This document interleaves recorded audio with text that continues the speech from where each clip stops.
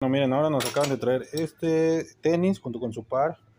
Si ustedes también tienen esta dificultad, que prácticamente se le cayó toda la suela, bueno, aquí lo pueden arreglar con nosotros.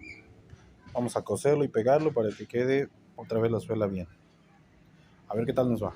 Momento acabando el día con los trabajos que tenemos todavía y gracias a Dios ahí tenemos algo de trabajo. Solamente quiero comentarles que ya quedó arreglado el tenis, vean, ya está cosido y obviamente ya no se despegan. Entonces, den de otra vida a sus tenis, con nosotros pueden hacerlo muy bien.